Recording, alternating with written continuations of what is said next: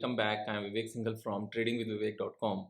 और एक जो आगे चल के मुझे सिनेरियो नज़र आता है, यहाँ से अगर मार्केट गिरनी बंद हो जाए और कंसोलिडेशन के साथ में मार्केट उठना शुरू हो, जैसा कि हम यहाँ पर देख सकते हैं। मैंने कुछ वीडियोस बनाई भी थी कि अगर हम बात करें निफ्टी की, तो निफ्टी में एक लेवल हमें नज़र आया जहाँ पर 50 डे मूविंग एवरेज ने 300 day moving average and 200 day moving average दोनों को नीचे की तरफ को क्रॉस किया। तो 300 एंड 200 बोथ, तो blue line is 300 and this black line is 200 day moving average. तो 300 200 दोनों को नीचे करने के बाद में पास्ट में भी ऐसा देखा गया है कि उसके बाद में गिरावट रुक सी जाती है, और अगर गिरावट आती है तो नीचे एक रेंज सी बन जाती है और उस रेंज में मार्केट रहती है। तो यहाँ से अभी हमें एक छोटा सा ब्रेकआउट सा नज़र आता है। अगर हम देखें, मैंने एक ये जिस रेंज में थोड़ी-सी मार्केट रही उसके ऊपर एक ब्रेकआउट नज़र आया। कल ब्रेकआउट आया था और आज उससे ऊपर ही ट्रेड करता हुआ नज़र आया, और यहाँ पर एफआईआई, डीआईआईज़ भी बाय करते हुए नज़र आते हैं, क्योंकि वैल्यूएशन थोड़ी-सी सबको ठीक नज़र आती है, और एक टाइम कंसोलिडेशन हो सकता है कि यहाँ से थोड़ा-सा और चले। एक चीज़ हमेशा ध्यान से समझना, जब तक निफ्टी 23,818 का लेवल क्रॉस नहीं करती, जो पुराना एक अच्छा बड़ा रेसिस्टेंस था। अगर इस रेसिस्टेंस को जब तक इंडेक्स क्रॉस नहीं करता और इसके ऊपर क्लोज नहीं होता, तब तक आप ये मानकर मत चलना कि गुड डेज़ आर बैक, कि बस अब तो अच्छे-अच्छे दिन हैं।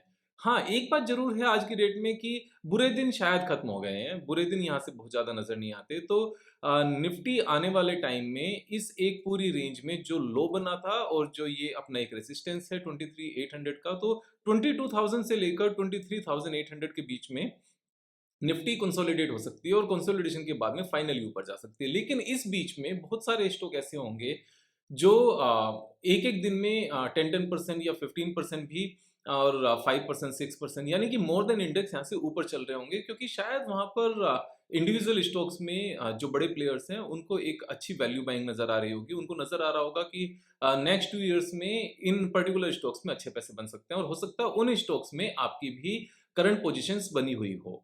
यहाँ पर एक जो जनरल मिस्टेक होती है, देखो जो लोग इस पूरी गिरावट के दौरान निकल चुके हैं, वो तो निकल ही चुके हैं। उनके निकलने के मेजॉरिटी ऑफ रीज़न्स क्या थे? या तो वो स्टॉप लॉस लगाकर काम करते थे इसलिए निकल गए, या वो मार्जिन ट्रेडिंग करते थे, या तो उन्होंने यहाँ पर एमटीएफ, जिसको मार्जिन ट्रेडिंग फैसिलिटी कहते हैं, जहाँ पर इक्विटी में ही हम 4 टाइम्स 5 टाइम्स पैसा उठा सकते हैं ब्रोकर्स से। यहाँ एक्सचेंज से नहीं, ब्रोकर से पैसा उठा सकते हैं, लेकिन उसकी एक टाइम लिमिट होती है। कुछ एमटीएफ वालों ने 7 डेज़ की लिमिट रखी है, कुछ ने 15 डेज़ रखी है, कुछ ने 3 मंथ्स रखी है। तो इस तरह की लिमिट्स है। जैसे ज़ीरोधा ने अभी हाल-फिलहाल में कुछ स्टार्ट किया था इसी तरह का, और शायद उनकी टाइमिंग गलत हो गई। तो ऐसा हो सकता है किसी के साथ भी। तो यहाँ पर वे लोग एमटीएफ की वज़ह से निकल गए, क्योंकि एमटीएफ के केस में क्या होता है कि जितना नुकसान नज़र आ रहा है ना, उतना पैसा आपको लगातार भरना है। अगर आपने नुकसान नहीं भरा, जो अनरियलाइज़्ड लॉस है, तो आपकी पोज़ीशंस काट दी जाएँगी। तो आपका डबल ट्रिपल नुकसान होगा, क्योंकि आपने ₹1000 के अगेंस्ट ₹4000 ब्रोकर से उठाए, 5000 का माल लिया, 5000 में आपका 20% नुकसान हो गया। तो आपके ₹1000 थे, 1000 थे, 5000 के ऊपर 20% का नुकसान इज़ 1000, यानी कि आपके 1000 लगे थे, 1000 नुकसान है, पोज़ीशंस कट गई, आपका 100% नुकसान हो गया। तो एमटीएफ में ऐसी चीज़ें होती हैं। तो MTF, F and O, options, future and options दोनों ही उसमें आते हैं, या फिर इंट्राडे, ये इनमें से majority of non disciplined traders निकल चुके हैं। तो इसमें भी ऐसा नहीं है कि जो प्रोफेशनली ट्रेड करते हैं, जो एक प्रॉपर रिस्क रिवॉर्ड रेशियो को मेंटेन करके चलते हैं और एक डिसिप्लिन्ड अप्रोच को लेकर चलते हैं, बैक टेस्टेड स्ट्रैटेजीज़ के बेस पर काम करते हैं, वो पैसे कमाते हैं, ऐसी बात नहीं है। लेकिन वो नंबर बहुत छोटा-सा है, और उसके लिए बहुत हाई लेवल का डिसिप्लिन चाहिए, और वो क्विक रिच बनने वाली एक स्ट्रैटेजी नहीं होती। वो एक डिसिप्लिन मैनर में 20% 25% साल के कमाने की अप्रोच रहती है। इवन इंस्टीट्यूशंस तो उससे भी कम की अप्रोच लेकर चलते हैं। वो 10-15% हर साल आता रहे, इसलिए एफ एंड ओ में काम करते हैं, क्योंकि वहाँ पर शॉर्ट करके भी पोजीशंस बना सकते हैं, कमा सकते हैं। मार्केट नीचे जा रही है तो भी कमा सकते हैं, ऊपर जा रही है तो भी कमा सकते हैं, एक रेंज में रहे तो भी कमा सकते हैं। तो जो यहाँ पर रिटेल ट्रेडर्स हैं, और F and O, intraday, margin trading facility, इन सब को लेकर काम करते थे, वो इस गिरावट में अक्सर मीन्स सारे के सारे निकल चुके होंगे, या फिर अभी निकल रहे होंगे, बचे हुए कुछ खास बचे नहीं होंगे। और यही पर्पस होता है यहाँ पर बड़े लोगों का स्टॉक मार्केट को इस लेवल तक गिराने का, कि वो वीक हैंड्स अपने शेयर्स को सस्ते भाव पर हमें बेच सकें, क्योंकि अगर वो निकलेंगे नहीं नुकसान में बेच के तो यहाँ पर बड़े ट्रेडर्स को और जो इंस्टीट्यूशंस हैं उनको सस्ते रेट पर मिलेगा नहीं माल। लेकिन यहाँ पर एक और कैटेगरी है उन लोगों की जिन्होंने उधारी का पैसा नहीं लगाया, जिन्होंने बोरोड मनी को यूज़ नहीं किया, जिन्होंने एमटीएफ यूज़ नहीं किया, जिनका अपना पैसा है, वो मार्केट को नीचे जाता हुआ भी देख रहे हैं और नुकसान में बेच भी नहीं रहे हैं। तो उन्होंने पैसा उधार से भी नहीं लिया, बोरोड मनी भी नहीं है और उनका पैसा यहाँ पर उन्होंने नुकसान में बेचा भी नहीं क्योंकि उनको पता है कि चीज़ें वापस आ जाएँगी। ब लेकिन वो फ़ियरफुल हैं और काफ़ी सारे लोग ऐसे हैं कि इस बार जैसे ही मेरा स्टॉक मेरे प्राइस पर आएगा ना, मैं निकल जाऊँगा भाई, मेरी तौबा और मैं दोबारा से स्टॉक मार्केट में नहीं आने वाला। ये जो इस तरह की इस सोच वाले जो नंबर्स हैं, ये एक बहुत बड़ा नंबर है और यही चीज़ एक्चुअल में हमें एक बहुत बड़ा फ़ॉर्च्यून बनाने से स्टॉक मार्केट से रोक देती है। तो यहाँ पर जब स्टार्टिंग में काफ़ी सारे ट्रेडर्स स्टॉक मार्केट में आते हैं और वो सीख कर भी ट्रेड करते हैं और मार्केट क्योंकि डाउन नहीं होती तो वो फ़ियर नहीं आता। फ़ियर 2 तरह से होता है, एक फ़ियर बताया जाए, एक फ़ियर फ़ील किया जाए। तो बताया तो जाता है, तो सुन तो लिया कि मार्केट नीचे जा सकती है। ओके, नीचे चली गई तो हम होल्ड कर लेंगे, कोई बात नहीं, 20% माइनस है, इट्स ओके। हम इसको लेकर बैठेंगे, जब प्लस में आएगा तब बेचेंगे। लेकिन जैसे ही एक्चुअल में मार्केट नीचे आई और उन्होंने 20% को जो सुना था अभी तक, जैसे उसको फ़ील किया, 30% जो सुना था, जैसे उसको फ़ील किया, अब फ़ील करने में हालत बेकार होती है। जिसने 10 लाख रुपीज़ लगाए अपनी सेविंग के और उसकी आँखों के सामने वो 7 लाख हो गए या 7 लाख से भी थोड़े से और कम हो गए, उसको लगता है कि इससे अच्छा तो एफडी था, जैसे मैंने कल परसों की वीडियो में बताया था। लेकिन वो भी अभी नुकसान में नहीं बेच रहे हैं क्योंकि उनका मानना है कि स्टॉक प्राइस ऊपर तो आएगा। लेकिन जैसे ही वो एट पार आएगा ना, यहाँ पर बहुत सारे लोग ये मिस्टेक करेंगे कि वो बेच-बेच कर एट पार पर निकल जाएँगे और फिर दोबारा से स्टॉक मार्केट में नहीं आएँगे। ये एक वो मिस्टेक होगी कि जब तक रैली शुरू नहीं हुई तब तक उन्होंने सारा डिसिप्लिन दिखाया और जैसे ही उनके पैसे कमाने का नंबर आया, वो वहाँ से निकल गए। यानी कि आप एक लाइन में लगे हुए हो और सामने एप्पल मिल रहे हैं आपको फ्री में, आप मान के चलो फ्री में मिल रहे हैं उस लाइन में और आपकी पॉकेट से क्या जाना है, आपकी पॉकेट से सिर्फ ये जाना है कि आपको लाइन में लगना है और वेट करना है, पेशेंटली वेट करना है, गर्मी भी है, बरसात भी है, आपको पेशेंटली वेट करना है। और आप लाइन में लगे हुए हो, वेट कर रहे हो, वेट कर रहे हो, वेट कर रहे हो और लेकिन बारिश से दुखी हो और यहाँ पर धूप से भी दुखी हो और जैसे ही आप उस शेल्टर के नीचे पहुँचे, जहाँ पर बारिश भी नहीं है और धूप भी नहीं है और जहाँ से गाड़ी लेकर घर पहुँचने का मौका है, लेकिन एप्पल तक भी पहुँचने ही वाले हो, एप्पल भी मिलने ही वाले हैं। वहाँ से गर्मी और धूप से इतने परेशान हो गए कि आप एप्पल तो भूल गए। यानी कि जो स्टॉक मार्केट में प्रॉफ़िट कमाना सोच रहे थे, वो तो आप भूल गए और बस आप धूप और गर्मी से बच गए और बरसात से बच गए और वहाँ से आपको घर जाने का मौका मिला। बिना कुछ खोए एज़ सच सिर्फ़ टाइम लगा, मेहनत लगी और आप गाड़ी लेकर घर निकल गए। तो ये मिस्टेक स्टॉक मार्केट में अक्सर लोग करते हैं, जब एक इस तरह की कंसोलिडेशन और मार्केट में गिरावट के बाद जब उनके स्टॉक प्राइसेस उनके बाइंग प्राइसेस को मीट करते हैं यहाँ पर। जैसे ही उनके बाइंग वाले प्राइसेस आते हैं और उनको स्टॉक्स ग्रीन में नज़र आने शुरू होते हैं, वो वहाँ से निकल जाते हैं, उसके बाद में उससे रियल एस्टेट ले लेंगे या उसकी एफडी कर देंगे या म्यूचुअल फंड कर देंगे और कुछ नहीं तो आईफ़ोन ले लेंगे या फिर दारू पार्टी में उड़ा देंगे। खोने से अच्छा है मार्केट में कि यार दारू पार्टी तो कर लें, कम से कम जीवन सफल तो हो। ये इस तरह की बातें होती हैं, लेकिन जीवन सफल वहाँ थोड़ी होता है, वहाँ तो फिर से आप वापस से उसी रूटीन में आ जाओगे कि मॉर्निंग में उठे, काम शुरू किया, इवनिंग तक आए, सैलरी आई, सारी सैलरी खा गए। So salary is not a problem, 9 to 5 working is not a problem. Problem कहाँ है? कि आपने कुछ बचाया नहीं, बचा के उसको लगाया नहीं और लगा के 10 साल का अपना एक एजेंडा नहीं बनाया, आपने कोई बजट नहीं बनाया, आपने कोई टारगेट्स नहीं बनाए, आपने कोई इच्छाएँ नहीं बनाई, विश नहीं किया। और उसको पूरा करने के लिए आपने अपने स्किल्स डेवलप नहीं किए, आपने चैंटिंग नहीं की, ईश्वर से आशीर्वाद नहीं लिया। अगर उन सब चीज़ों को साथ में किया जाए तो 9 to 5 job is a very good job क्योंकि उस पर्टिकुलर अर्निंग में, उस एक्टिव इनकम में आपकी पॉकेट से जो इन्वेस्टमेंट है वो ज़ीरो है। बाकी सारे बिज़नेस में तो आपको पहले पैसे लगाने पड़ेंगे तब इनकम आनी शुरू होएगी। लेकिन जॉब में, सर्विस में सबसे अच्छी बात क्या है? सिर्फ़ आपका स्किल्स और आपके नंबर ऑफ आवर्स लगते हैं, आपकी मॉनेटरी कैपिटल यहाँ पर नहीं लगती और आपको इनकम आनी शुरू होती है। तो 9 to 5 is very good job, इसको करो, अच्छे से करो, अपने स्किल्स डेवलप करो, यहाँ पर तरक्की लो, अपनी कंपनी में पोजीशंस बढ़ाओ और पैसे एक्यूमुलेट करो। लेकिन जैसे ही वहाँ पर फल खाने का मौका आए, ये सारे लगाने के बाद में और इस तरह के कंसोलिडेशन और डाउन साइड के बाद में जैसे ही स्टॉक प्राइस आपके लेवल तक पहुँचे, वहाँ उसको एट पार निकल कर भागो नहीं डर के। आप एक चीज़ समझो, अभी तक आप सही थे। यानी कि स्टॉक मार्केट नीचे जा सकती थी, नीचे चली गई, ठीक है। यहाँ पेशेंट होना बनता है कि आप लॉस में नहीं बेचो। वो भी आपने किया, वो भी ठीक है। आपने 1 ईयर स्पेंड किया मार्केट में कि भाई हो सकता है 1 ईयर तक इनकम नहीं हो, आपने वो भी किया। लेकिन जैसे ही आप प्रॉफिट में आने लगे, इमीडिएटली भाग गए यहाँ से। यही तो टाइम था कि आपने कोई पौधा लगाया, पौधे लगाने पर उसमें खाद भी डाली, पानी भी डाला, रखवाली भी की, बारिश भी आई, पत्ते भी झड़ गए, फिर दोबारा से आपने उसको संजोया, फिर धूप आई, वो मुरझा गए, फिर आपने उसके ऊपर कुछ कपड़ा भी डाला, बहुत तेज धूप ना लगे, ये छोटा पौधा है, और जैसे उसके ऊपर फूल आने लगे, आप उसको छोड़कर भाग रहे हो। अभी तो फल आने का टाइम है, तो वो छोड़कर नहीं भागना। मैं कुछ आपको 2 एग्जांपल देता हूँ। इन दोनों एग्जांपल में बहुत ज़्यादा चीज़ें डिटेल में मैं नहीं जा रहा हूँ, तो अगर जितनी चीज़ें मैं बताऊँ उससे अलग कुछ चीज़ें हैं तो आप अपने हिसाब से एनालाइज करना। नो रिकमेंडेशन, जो मैं 2 एग्जांपल दे रहा हूँ।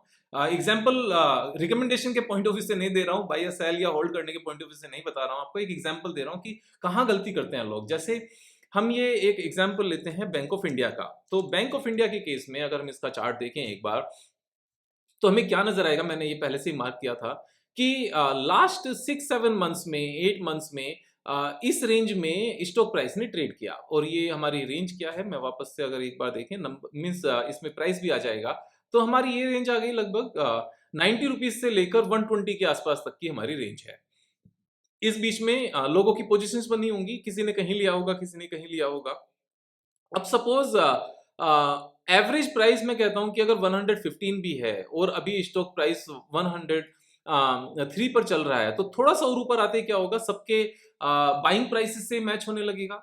अब बाइंग प्राइसेस से मैच अगर चीजें होने लगी हैं, और उसके बाद में अगर हमारा टारगेट इसका जो रिसेंट हाई बना था वहां तक जाना है, तो वहां तक जाने देने की जरूरत है। आप एक चीज ध्यान से समझो, अगर सपोज हमने जो लेटेस्ट हाई बना वहां से 25% डाउन होने पर किसी स्टॉक को परचेज किया, फॉर एग्जांपल हमने यहां पर परचेज करना शुरू किया 25% डाउन पर। मैं सारी ड्राइंग यहां से हटाता हूं जिससे आपको और अच्छे से समझ में आ जाए। हमने यहां पर परचेज किया 119 पर, उसके बाद स्टॉक प्राइस 20% और डाउन चला गया। तो अगर 119 पर हमने एवरेज प्राइस परचेज किया और यहाँ पर 22% और डाउन चला गया, तो हम डर गए कि हमारे 10 लाख रुपीस के यहाँ पर 78 लाख रुपीस रह गए। It's a bad thing. पहले से भी पता था डाउन जा सकता है, लेकिन फील अब किया, पहले सुना था अभी फील किया। और अभी क्या मन करता है कि जैसे ही मेरा 119 पर जाएगा मैं यहां से बेच के निकल जाऊंगा, जबकि आप हर तरीके से सही थे। तो 119 के बाद जो यहां से प्रॉफिटेबिलिटी है वो एक्चुअल में 34% है। अभी हमारा क्या मन करेगा, हमारा मन ये करेगा कि इसको निकाल के एफडी डाल देंगे, बिल्कुल सेफ हो जाएगा। लेकिन 34% एफडी से कमाने में 5 साल निकल जाएंगे, 5 इयर्स। और शायद जिस टाइम पर यहाँ ये 119 आएगा ना, ऊपर तक जाने में हो सकता है आगे सिर्फ 6 मंथ्स लगे, या 7 मंथ्स लगे, 8 मंथ्स लगे, या 1 ईयर लगे। मैं कहता हूं कुछ भी टाइम लगे, फल तो अभी मिल रहे हैं इस ऊपर वाले जो लेवल्स हैं इसके आने में। और अगर इसके फिर हम यहाँ पर एक बार फंडामेंटल्स देखें कि फंडामेंटली क्या जो सोच के हमने लगाया था क्या वो सही है। हाँ, सब कुछ सही नजर आता है। 168 बुक वैल्यू है, 104 पर चल रहा है, 5 का पीई है। क्वार्टरली रिजल्ट्स जो दिसंबर क्वार्टर के आए हैं वो आज तक के हाईएस्ट आए हैं। और जो यहाँ पर क्वार्टरली सेल्स आई है वो हाईएस्ट है। और जो ईयर बेसिस पर टीटीएम की रेवेन्यू है वो हाईएस्ट एवर है, जो नेट प्रॉफिट है वो हाईएस्ट एवर है। तो सब कुछ तो यहाँ पर सब कुछ तो अच्छा है, यहाँ पर कुछ भी बेकार तो नजर आता नहीं है सच।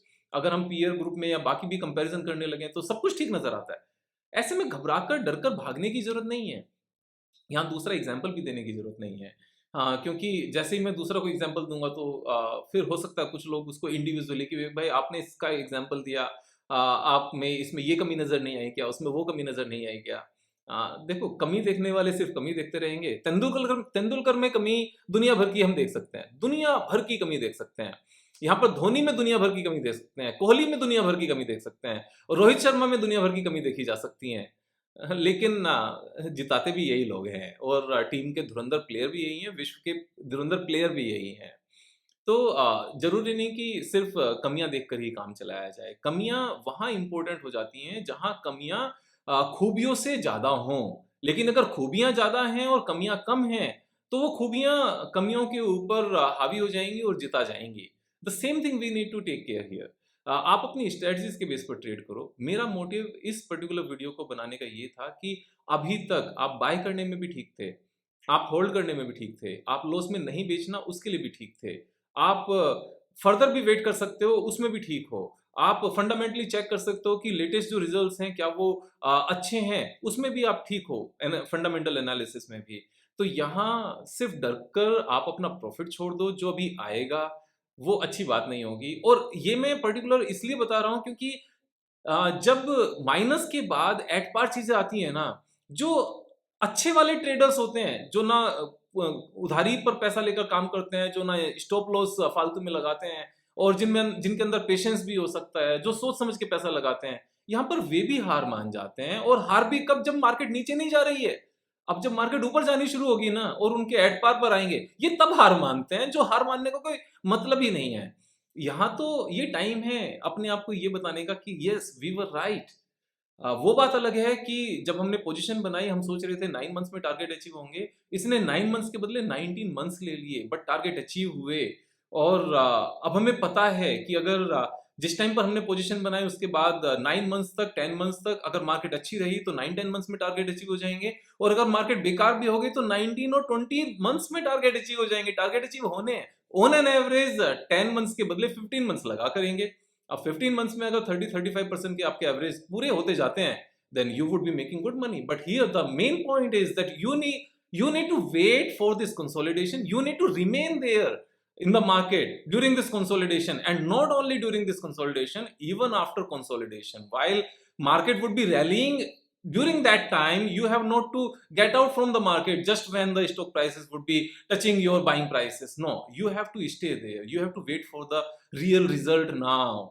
ये ऐसा ही होगा कि आपने एग्जाम्स की तैयारी की, पूरे साल आपने मेहनत की, और जब एग्जाम देने का नंबर आया तब आप डर के थक के छोड़ के भाग गए और सारी मेहनत आपकी बेकार हो गई। नहीं, अब थोड़ा सा वेट और करो, यहाँ पर एग्जाम भी देकर आओ, और एग्जाम देने के बाद में रिजल्ट तक का वेट भी करो। You will win here.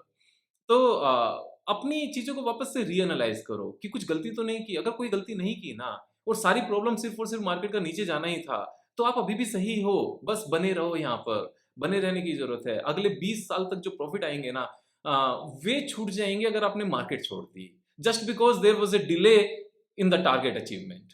तो ये मार्केट ऐसी ही है, कभी ग्राहक जल्दी आएगा आपसे खरीदने, कभी देर से आएगा। लेकिन आप दुकान खोलते रहोगे तो ग्राहक देर सबेर आएगा और आपको मुनाफा भी देगा और आपका घर भी चलेगा, सब कुछ होगा यहाँ पर। एक कारोबारी के पॉइंट ऑफ व्यू से इस स्टॉक मार्केट ट्रेडिंग को लेकर चलो। मैं अपना एक्सपीरियंस आप सबके साथ में शेयर करता रहूंगा, और जल्दी फिर मिलेंगे एक नई वीडियो के साथ। तब तक अपना ख्याल रखो। जय हिंद, जय भारत।